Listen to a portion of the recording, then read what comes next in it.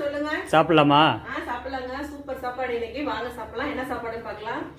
பழைய சாதம், நைட் வடிச்ச சாதத்துல தண்ணி ஊத்தி வச்சாச்சு. அப்புறம் இதுக்கு சைடிஸ் வந்து சின்ன வெங்காயம், மோர் மிளகா. இதை விட இன்னொரு காம்பினேஷன் இதான் ஃபர்ஸ்ட் செஞ்சிருக்கோம். இந்திய தொலைக்காட்சிகளில் முதன் முறையாக கருவாடு செஞ்சிருக்கிறோம். கருவாடு தொக்கு செஞ்சிருக்கிறோம். இதுதான் பழைய சோத்துக்கு கருவாடு. கொஞ்சம் வச்சுக்கலாம்.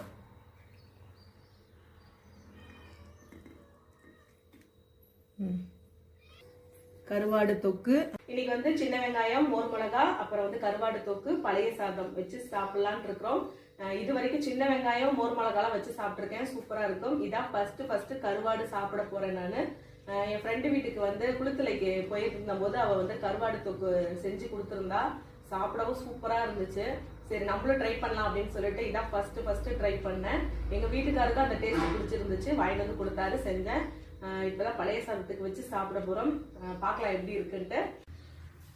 கீர்த்தி எப்படி இருக்கு?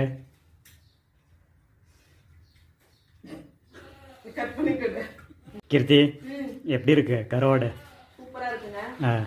பழைய சாதத்துக்கும் எல்லாரும் சொல்லியிருப்பாங்க பழைய சாதம், பச்சை மிளகா, கருவாடு அப்படின்னு சொல்லியிருக்காங்க. இன்னைக்குதான் அதை நான் உணர்ந்திருக்கிறேன். ஃபர்ஸ்ட் டைம் முறையா இன்னைக்குதான் கருவாடே சாப்பிட்றோம். சூப்பரா இருக்கு. நான் கூட அந்த ஸ்மெல்லாம் ஏதாவது இருக்குமான்னு பார்த்தேன். அந்த மாதிரி ஸ்மெல்லாம் எதுவுமே இல்லை. சூப்பரா இருக்கு.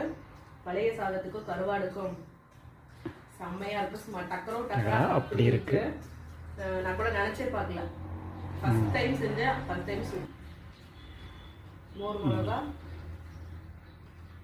கொஞ்சம் கருவாடு வச்சு சாப்பிட்டோம்னா அடிக்கிற வெயிலுக்கு செம்மையா இருக்கும். தொக்கு ரெடி.